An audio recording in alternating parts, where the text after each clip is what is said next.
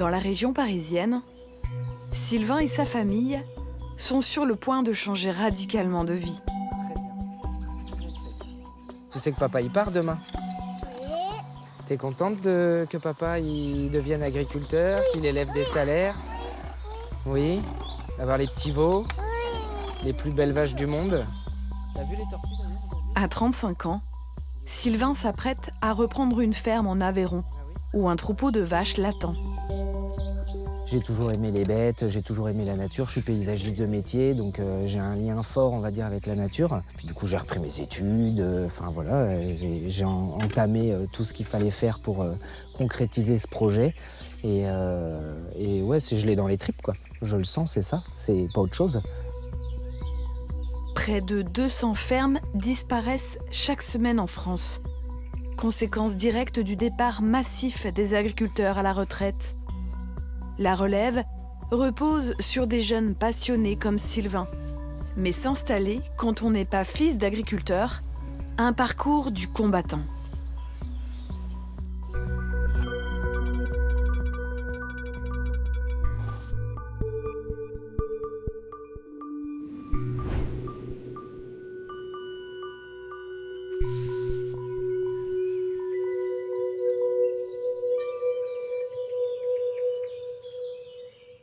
T'as l'ail, t'as tout. Ouais. Tu veux quoi, du d'olive? Moi, je mets du coco Colombo. Tu veux de l'huile d'olive? Sylvain embarque dans cette aventure sa femme Sarah, qui est infirmière puéricultrice, et leurs 2 filles. Tu veux un peu de fromage? Tu mélanges, ma chérie? Tu as raison. Oui, on peut mettre, mais si tu manges tes légumes. On va dire la plus grosse crainte. Il y en a 2 plus grosses. C'est effectivement que là, à ce jour, on a une qualité de vie quand même au niveau financier qui est quand même très confortable. On a des horaires au niveau du travail qui sont quand même très agréables aussi au niveau du quotidien, à vivre avec les enfants, etc. Là, effectivement, on part quand même régulièrement en vacances. On a 10 semaines de vacances par an, donc c'est quand même énorme hein, par rapport à la plupart des gens qui ont 5 semaines. Mais voilà, Sylvain, il sait me rassurer. Et puis même, c'est vraiment notre projet, c'est ce qu'on a envie. Et on est jeunes et il faut qu'on vive nos projets à fond. Et c'est maintenant qu'il faut qu'on parte à l'aventure. J'ai 2 enfants, j'ai une femme. Je suis quand même très bien établi ici, même professionnellement. On a la maison, enfin, on a un confort qui, pour certains, suffirait. Et c'est vrai que c'est une prise de risque importante. Mais c'est vrai que c'est aussi quelque chose qui nous tient à cœur de quitter la région parisienne, s'éloigner de cette grande ville, de cette population, on va dire, puisqu'il y a vraiment beaucoup de gens. Ça, c'est quelque chose, voilà, moi, ça, j'en veux plus, ni pour moi, ni pour mes enfants, et je veux leur offrir autre chose. Un cadeau qui a un prix pour toute la famille. Depuis 5 ans, Sylvain consacre une large partie de ses congés à des allers-retours en Aveyron, sur les lieux de sa future vie. Toujours content d'y aller, hein. C'est un peu un pèlerinage, hein, donc non, c'est toujours bien plaisant. Et ben du coup, tenue de travail et tenue décontracte hein, pour le soir quand la journée est terminée. Et puis les bottes obligatoires et puis les chaussures de sécurité.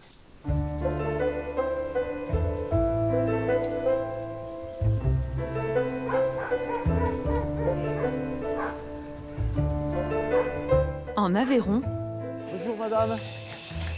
pendant 40 ans, Jérôme s'est toujours levé aux aurores. Il n'a jamais manqué une seule traite. Hier, elles sont pas allées dehors. Si. Si, tu les as sorties un peu? Ouais. Mais aujourd'hui, ce n'est plus lui aux commandes. Moi, je viens faire un petit tour, quoi, voilà, comme ça. C'est leur boulot, hein, maintenant, hein, donc voilà. Hein. Il vient de transmettre sa ferme à Loïc et à sa compagne, Jessica. Des jeunes qu'il ne connaissait pas il y a encore 5 ans.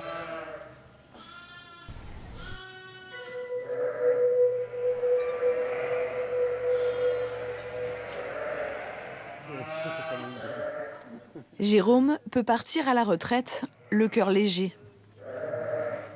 Mon hantise, c'était d'arrêter l'activité et puis du jour au lendemain d'avoir la bergerie vide. Parce que bon, s'il n'y a pas de repreneur, c'est ce qui se passe. Un jour, des camions arrivent, on charge les brebis et puis ça part. C'est traumatisant, quoi. Comme beaucoup d'enfants d'agriculteurs, échaudés par ce travail difficile, ceux de Jérôme n'ont pas souhaité reprendre l'exploitation. Alors, la motivation de Jessica et Loïc est essentielle. Près d'une ferme sur 2 est aujourd'hui reprise par ces jeunes venus de l'extérieur. C'est son cheptel qu'on a repris. C'est ses filles en premier. Bon, maintenant, c'est nos filles. On se lève le matin pour venir les voir, donc si, c'est nos filles. La journée, on regarde la température, si on peut sortir les filles. Le soir, on vérifie que l'alimentation, c'est le meilleur. C'est la famille.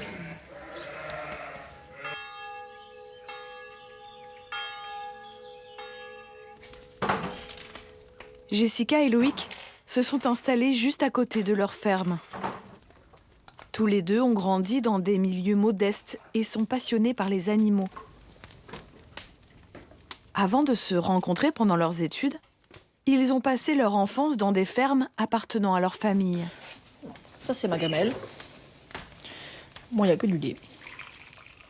Quand on était en vacances scolaires, avec mon frère, on passait toutes nos vacances scolaires chez mon oncle et ma grand-mère, en fait. Je faisais du tracteur avec mon oncle, après quand il y avait les agneaux, j'étais dans les agneaux. C'est de là où vient ma passion, quoi.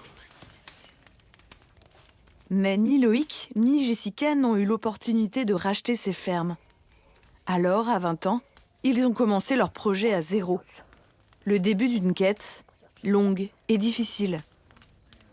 On a visité quelques-unes avant de trouver celle qui nous plaisait. Enfin, c'est compliqué parce que il faut que la ferme plaise et puis il faut savoir ce que l'agriculteur qui cède veut faire aussi. Il y en a qui sont Nous, on pas, était partis dans l'optique d'être chez nous, donc d'acheter. Et il faut trouver quelqu'un qui ait la même optique de vendre, quoi. Donc c'est long, quoi. On a mis du temps à trouver. Mais bon, après, il faut trouver une ferme qui est viable pour deux aussi.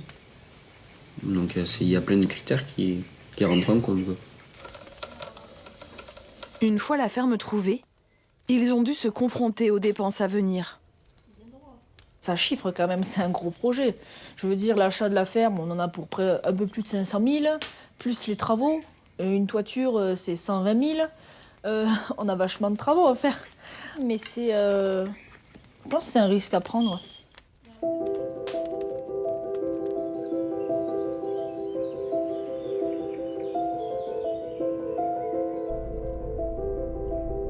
Sylvain est en route avec son ami Clément, lui aussi paysan.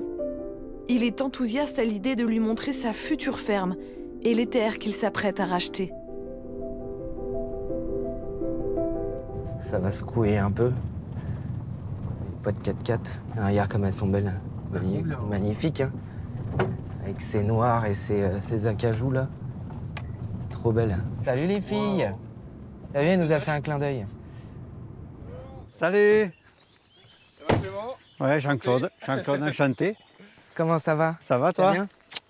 Ouais, vous avez fait bonne route? Eh ben oui, écoute, Ouais. hein, ça va, ça Bon, roulait bien. pas trop Content fatigué. d'être arrivé. Ouais, pas trop Voilà. fatigué? Non, ça va. Non, Bon, mais ça c'est va, bien. ça se fait bien. Il y a 5h30 de route. Eh ben oui. Allez, c'est parti. Sur place, il retrouve Jean-Claude, le propriétaire actuel, à la tête d'un troupeau de 70 salers. Salut les filles. Petit Clou, là, petit Clou. Un élevage de vaches haut de gamme, créé de toutes pièces il y a 40 ans par cet agriculteur passionné. Elles viennent de passer l'hiver d'or, hein. Voilà. Ouais, elles sont belles, hein. Ah ouais.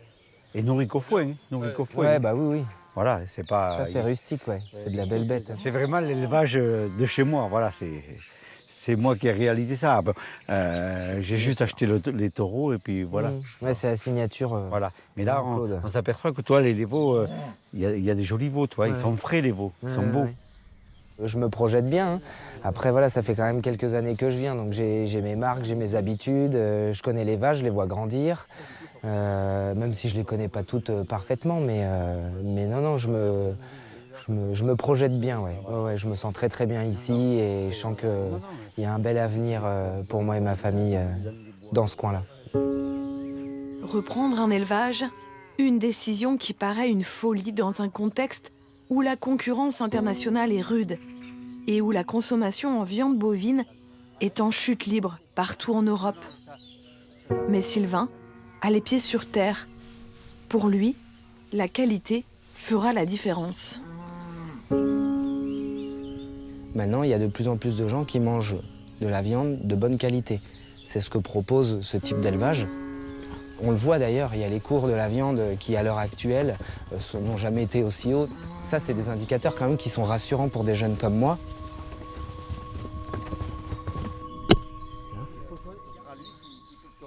Jean-Claude a 2 enfants qui, là encore, n'ont pas souhaité reprendre l'exploitation. À l'approche de la retraite, il aurait pu céder ses terres à prix d'or à des voisins. Une solution de facilité et un choix que fait encore une majorité d'agriculteurs aujourd'hui. Choisir de transmettre à un jeune a pourtant été une évidence. Il faut que je puisse enlever celui-là, mais je ne peux pas parce que la clôture me vient. Moi, j'ai, entre guillemets, j'ai un peu sacrifié ma vie de famille pour monter ce que j'ai monté aujourd'hui. Et j'aurais regretté, surtout s'il m'avait fallu vendre ma ferme ou dispatcher, mettons que mon troupeau parte à droite, à gauche. J'aurais dit, j'ai sacrifié ma vie pour rien du tout, finalement. Attends, il te faut le redresser. Je vais t'apprendre. Voilà, redresse-le et essaie de le faire monter. Non, on n'arrivera pas, Jean-Claude. On le dégage. Hein. Il a pris les tenailles. Non, regarde, regarde. Regarde, tac, hop. Ah ben impeccable. Décaloter le truc. Ok. Ce que je trouve avec Sylvain, c'est que, bon, c'est pas mon fils, mais lui, il a la passion. Il a la passion et puis, bon, pour moi, c'est plus qu'un repreneur lambda. Enfin, il fera partie de la famille, quoi, maintenant. Voilà. Donc, et puis, je suis content de lui recéder l'affaire parce que, bon, elle aura une continuité. Mais la motivation ne suffit pas. Encore faut-il s'entendre sur les chiffres, car reprendre une ferme implique de très lourds enjeux financiers. Sylvain s'apprête à dépenser plus de 500 000 € pour l'achat des bâtiments et des terres de Jean-Claude, sans compter le matériel dont il dresse aujourd'hui l'inventaire. Un truc comme ça, t'en voudrais combien pour les 5? Je sais pas, moi. 1500 €, allez. La remorque, c'est bon. La bétaillère, c'est bon. L'enfonce pieux. Ben là, il est tout neuf. Je crois que c'était 10 000 €. 10 000 €, tu l'as payé 10 000 €? Ah oui. Okay. Ça me permet, moi, après, au niveau des banques, pour les plans de financement, d'avoir un chiffre à donner. Puisqu'on est obligé, à un moment donné, de se positionner. C'est 50 000, c'est 100 000, c'est 150 000. Je sais pas si je suis un peu trop cher, pas assez cher, je sais pas. Bah, quand tu vends, t'es pas assez cher, mais quand t'achètes, c'est toujours trop cher. Oui, je sais. Je sais, mais on est dans une truc aussi de... Voilà, il faut que chacun y trouve son compte. Bon, on en est à 124 000, là. Putain. Et pourtant, et encore, j'ai une petite ferme. Hein. La douche froide, ouais.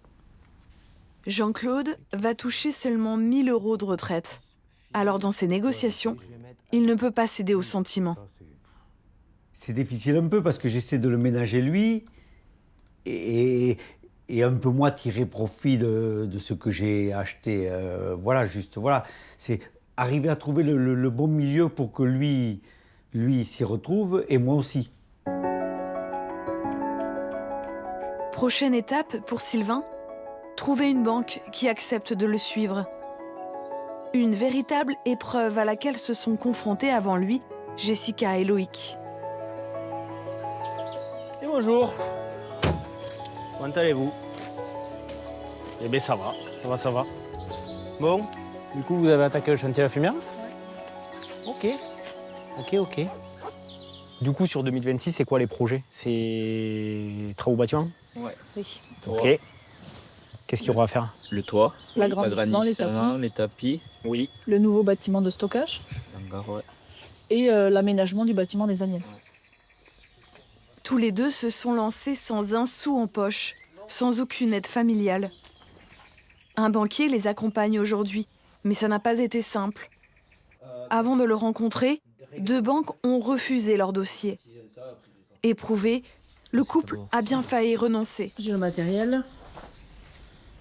J'ai travaux, bâtiments et fumières. J'ai le cheptel. C'est assez dur quand le banquier vous dit, en fait, votre projet, on va pas le regarder, et c'est pas faisable. Et du coup, c'était un peu... en fait, le Crédit Mutuel, c'était la dernière banque qu'on faisait. Après, on aurait fait autre chose, quoi. On aurait fait salarié, puis point final. On a abandonné le projet. Ce qui nous a amené à les suivre, c'est en premier lieu leur diplôme et leur expérience. Jessica travaillait sur l'exploitation à reprendre, donc elle connaissait l'exploitation. Et Loïc travaillait dans une exploitation qui était également à Nouvelle-Lay, à proximité. Donc on avait déjà 2 jeunes qui avaient l'expérience et qui avaient le diplôme fait pour reprendre ce type d'exploitation. Et ensuite, il y a un projet qui a été présenté, qui a été certes retravaillé plusieurs fois, mais pour aller vers un projet qui soit viable financièrement. Et nous, en tant qu'établissement bancaire, c'est vraiment cette partie-là qu'on va aller analyser. Est-ce que le porteur de projet a la capacité de pouvoir se sortir un salaire? Parce que le but, c'est quand même celui-là. C'est quand même la pérennité de la structure et de l'exploitation. Des investissements considérables pour des revenus très modestes. Depuis leur installation il y a 1 an, ils peinent à se verser chacun 700 € par mois. La pauvreté, c'est le lot de la grande majorité des jeunes qui s'installent aujourd'hui. Pour nous, c'est une passion. Donc, en fait, on n'a pas ce souci de se dire, en fait, merde, je pourrais pas acheter la nouvelle Audi qui vient de sortir, donc je suis pauvre. Pour nous, en fait, on est riche parce qu'on a des animaux, on a du matériel, on a des terres. Pour nous, on est immensément riche, quoi. Mais c'est vrai que si on regarde que la partie économique, oui, on est très très pauvre. Mais bon, ça va s'améliorer. Et malgré le soutien de la banque, Jessica et Loïc n'étaient pas au bout de leur peine. Au dernier moment, on s'est retrouvés avec l'incapacité d'être financés au niveau des terres et avec l'obligation d'acheter les terres pour pouvoir s'installer. Puisque, comme disait Loïc, sans terre, on ne peut pas nourrir les animaux. Parce que tout ce qui est enrubanné qui nous reste de l'année dernière, on le donnera aux vaches. Au dernier moment, il leur a manqué 180 000 €. Face au gouffre financier que représente une installation, un fonds régional a vu le jour en Occitanie. Il regroupe des partenaires publics et privés. Emmanuelle Lagagné en est la coordinatrice. L'idée, c'était vraiment de créer un outil qui soit un outil directement au service des jeunes et qui puisse, entre guillemets, leur porter pendant quelques années le foncier. C'est la foncière agricole d'Occitanie qui achète les terres. On les achète sur une durée de 4 à 9 ans, le temps qu'ils soient en capacité eux-mêmes de le racheter. On a de quoi investir par an de l'ordre de 3 millions d'euros dans des exploitations pour soutenir de l'installation ou de la confortation d'installation. Ce dispositif est une première en France et d'autres régions aujourd'hui s'en inspirent. À la clé pour les territoires, assurer la sécurité alimentaire de demain. Aujourd'hui, on a vraiment besoin d'installer de plus en plus de jeunes. L'enjeu, il est vraiment fort parce que si nos fermes disparaissent et qu'on a moins en moins d'exploitations agricoles, on aura vraiment du mal à se nourrir, on aura du mal à trouver une alimentation de qualité.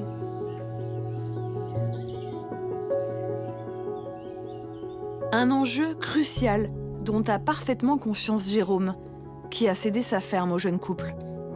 Il aurait aimé transmettre le flambeau à ses enfants, comme l'a fait son père avant lui. Tiens, en voilà une, le papa de Jérôme. Bon, mais là, il était encore bien actif.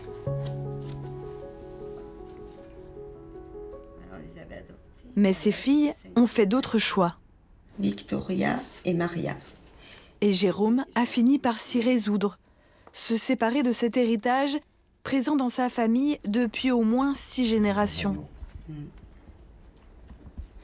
Je sais que quand je suis revenu de chez le notaire, quand on a...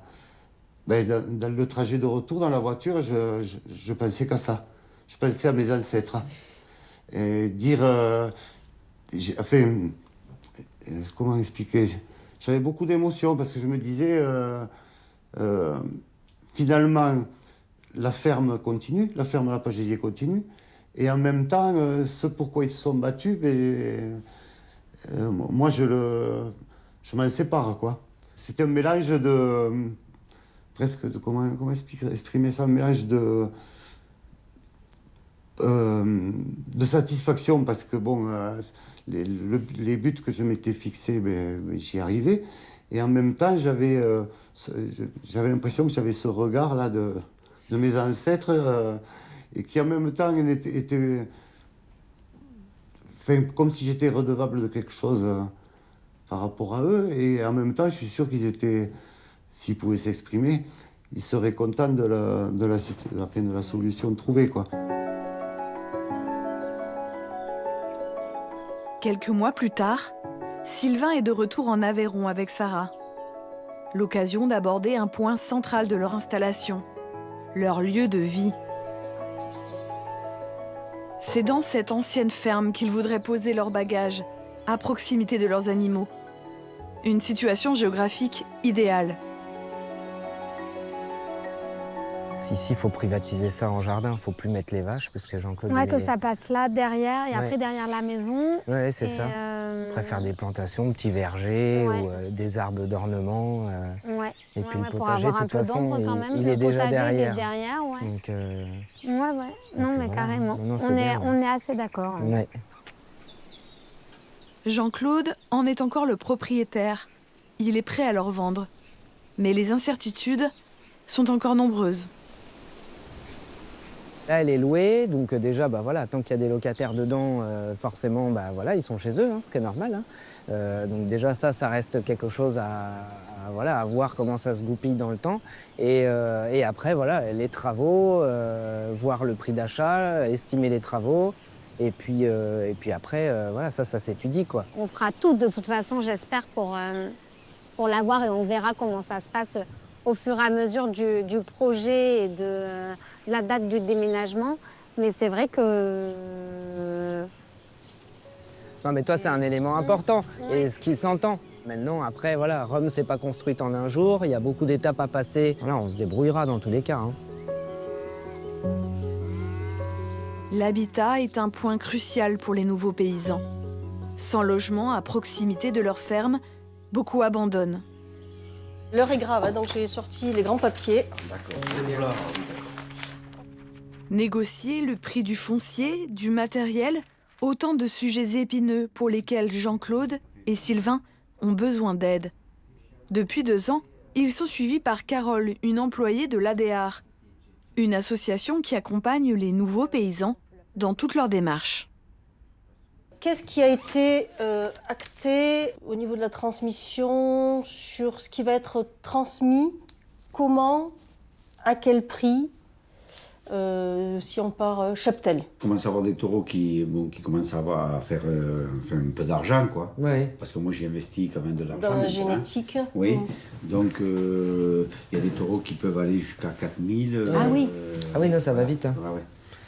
Il y a 2 choses en termes de valeur où on est encore dans le flou. C'est le troupeau et c'est le matériel. On en a discuté un peu, mais on ne s'est pas arrêté sur un prix définitif. Oui, bien sûr. Voilà. Dans l'idée, moi, j'achète tout. Maintenant, est-ce que je vais pouvoir? Une vache qui valait 2000 € il y a 1 an et demi, elle en vaut 3000 là, maintenant, quoi. Donc, c'est vrai que quand tu es un jeune installé, si tu dois la payer plein pot, voilà, c'est compliqué, quoi. Le problème de l'agriculture, c'est que c'est un métier à forts capitaux. Il y a du foncier, du matériel, des bâtiments. Et quand on reprend une ferme en élevage, il faut ajouter à ça le cheptel. Et quand c'est du cheptel bovin, une vache, ça coûte cher quand même. Ça coûte beaucoup plus cher qu'une chèvre ou qu'une poule. Donc reprendre une ferme d'élevage, c'est économiquement plus compliqué.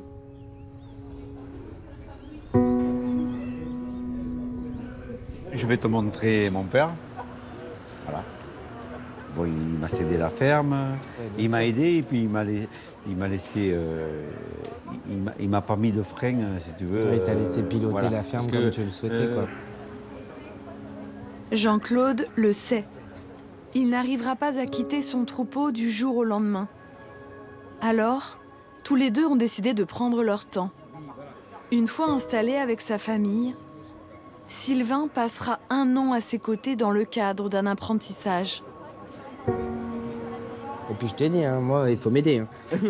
J'ai besoin d'aide. Ce que j'ai besoin, c'est d'un mentor, d'un parrain et de quelqu'un qui vient me conseiller, me rassurer ou me dire là, attention, il y a une transmission douce, il y a un triage doux. C'est pas comme si on me disait, bon, moi là, tu m'as vendu des vaches, maintenant, tu fais ce que tu veux, j'en ai rien à foutre, moi je vais mettre le taureau charolais, le travail que tu as fait. Non, enfin... Je pense qu'on va continuer. Et moi, je veux l'aider. Je veux qu'on avance. J'ai besoin d'aide. Là, je sens qu'on est juste...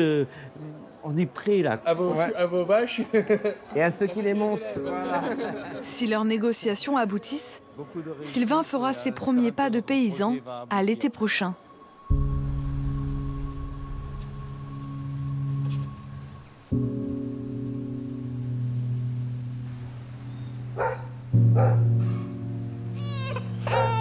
On entend que toi, mon chat. Là, t'as perdu quelque chose maintenant? Ça va mieux. Pendant ce temps-là, un heureux événement vient de chambouler radicalement la vie de Jessica et Loïc. Venez là toutes les deux. Ils viennent d'avoir des jumeaux qui ont déjà leur berceau dans la salle de traite. Julie, du coup, nous garde les enfants très tôt le matin jusque très tard le soir. Voilà. Sinon, c'est pas possible. Je ne me verrais pas du tout mettre mon métier d'éleveuse en pause. Ce serait hors de question. Quoi? Parce que je me verrais pas ne pas avoir les brebis, ne pas venir sur la ferme au contact des animaux, ne pas parler aux animaux, ne pas les voir, ne pas leur donner, ne pas être en contact avec eux. Ce serait... non, je pourrais pas. C'est bien les bébés, eh oui. Jessica tient d'autant plus à être là que débute la semaine la plus cruciale pour la suite de son élevage, celle des naissances des agneaux, l'agnelage. Loïc est occupé à semer les céréales pour le troupeau, alors elle va devoir gérer seule cette étape. Alix, là, assis. Si l'agnelage est loupé, on n'a pas d'agneau. S'il n'y a pas d'agneau, les brebis ne mettent pas de lait. Si elles ne mettent pas de lait, on ne vend pas de lait. Si on ne vend pas de lait, on loupe l'année complète. Donc si on loupe l'agnelage, c'est foutu quoi, pour l'année à suivre. Plus de 150 agneaux vont naître en l'espace de 5 jours. C'est stressant. Tu peux perdre un agneau, tu peux avoir une brebis qui crève, hein. Ça arrive. Hein. Le stress d'avoir tous ces agneaux dans la bergerie, c'est-à-dire que c'est une période où on paille 2 fois par jour. C'est une période où on donne vachement plus aux brebis, on fait super gaffe, pas de courant d'air, on ferme toutes les portes après être rentré, on est tout le temps sur le qui-vive et on fait matin, jour, nuit, week-end, on fait pas de pause. C'est une période qui est stressante. Cette brebis vient de mettre bas, mais Jessica a repéré que quelque chose n'allait pas. Il en reste un dedans. On va la fouiller. C'est la première fois qu'elle le fait seule, sans l'appui de Jérôme. Te deviens pas bien.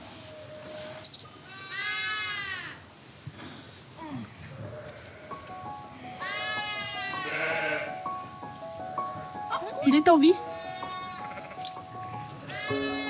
Il est en vie. On a enfin la ferme de nos rêves. Je sais pas, parce qu'en vrai, quand tu veux t'installer, tu t'imagines que la ferme de tes rêves, elle va être nickel, que tu vas arriver, ça va tout rouler. Mais je me dis, en fait, c'est super parce que ça ne nous offre que des possibilités d'évolution et d'amélioration. Là, je veux dire, on n'est pas mauvais.